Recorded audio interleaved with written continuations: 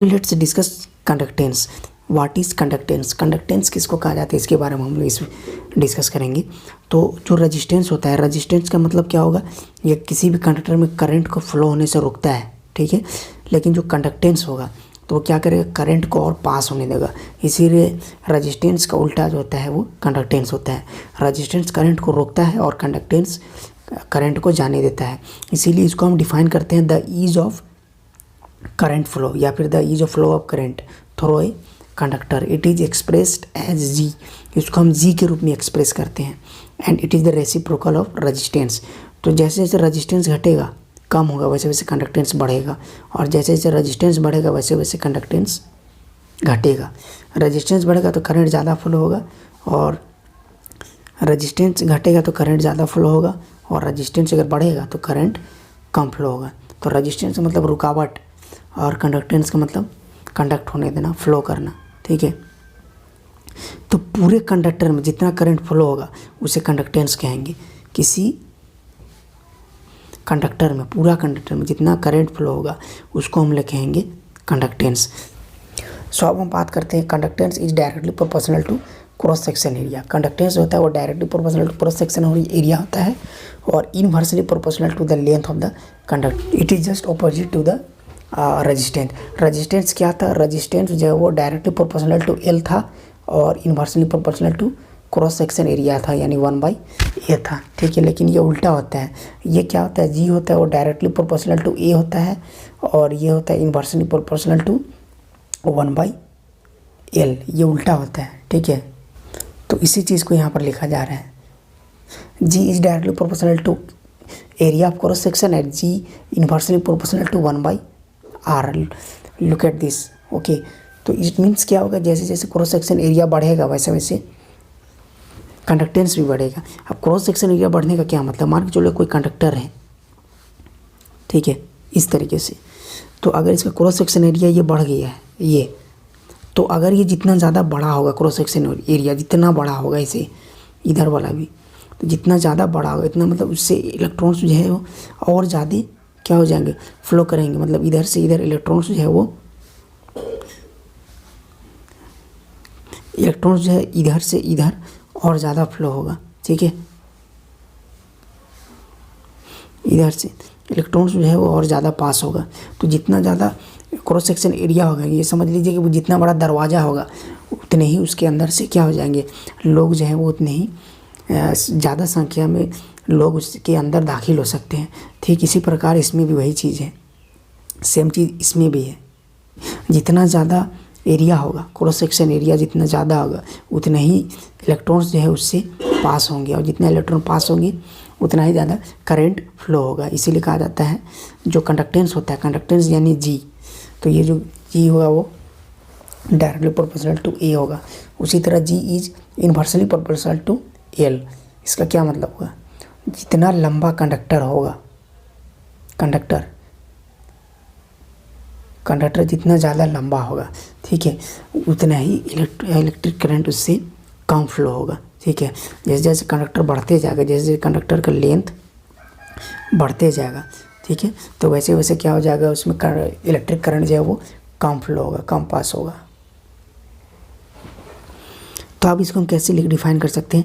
तो अगर G is equal to directly proportional to A और G is inversely proportional to 1/L, तो इसको हम जी इज प्रोपोर्शनल टू A/L कर सकते हैं, और G is equal to K into A/L, जो कि प्रोपोर्शनैलिटी का साइन अगर हट जाएगा तो ये जो प्रोपोर्शनैलिटी के साइन हटा तो उसके जगह में क्या हो जाएगा?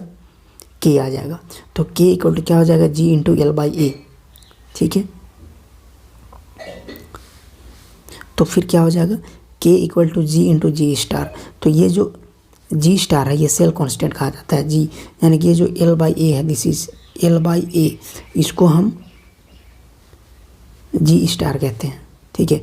G स्टार कहने का मतलब सेल कांस्टेंट। अब सेल कांस्टेंट किसको कहेंगे? यानी लेंथ ऑफ कंडक्टर और जितना क्रॉस सेक्शन एरिया होगा उस दोनों का रेशियो को हम लोग कहेंगे G स्टार, यानी सेल कांस्टेंट, ओके।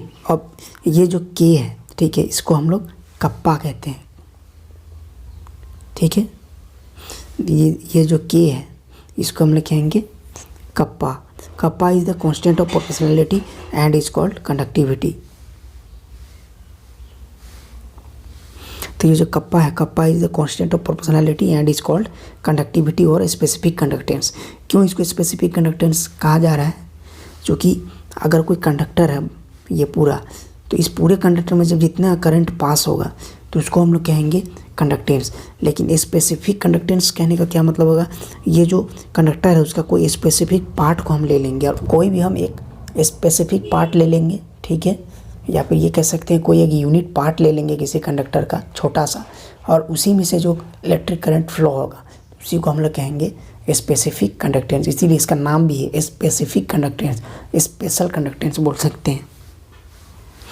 अब कंडक्टिविटी को हम कैसे डिफाइन कर सकते हैं? कंडक्टिविटी दैट इज के, डिफाइनिंग कंडक्टिविटी। तो याद रखिएगा पर यूनिट वॉल्यूम में जितना करंट फ्लो होगा उसको हम लोग कहेंगे कंडक्टिविटी। सपोज दैट ये कोई ऐसे एक कंडक्टर है, ठीक है, इस तरीके से कोई एक कंडक्टर है, तो उसका एक स्पेसिफिक पार्ट हम ले लेते हैं इतना बड़ा। अगर हम उसका पार्ट ले लिए क्यूब के शेप में, तो जाहिर सी बात है अगर ये क्यूब के शेप में है तो इसका कोई वॉल्यूम होगा, तो इसी यूनिट वॉल्यूम में जितना करंट फ्लो होगा उसको हम लोग कहेंगे कंडक्टेंस, ठीक है। तो पर यूनिट वॉल्यूम में बहने वाले करंट को कंडक्टिविटी कहते हैं या स्पेसिफिक कंडक्टेंस कहते हैं।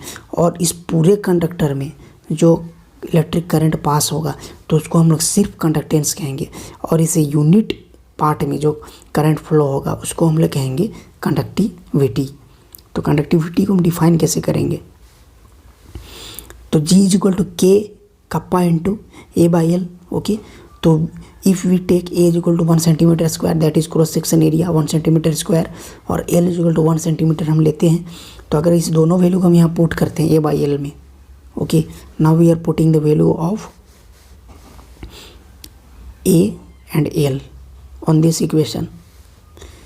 सो A is equal to 1 centimetre, L is equal to 1 centimetre. अगर दोनों को हम पुट करें तो G is equal to kappa into 1/1 and G is equal to K. So जी जो कंडक्टेंस जो होगा वो स्पेसिफिक कंडक्टेंस के बराबर हो गया, ठीक है।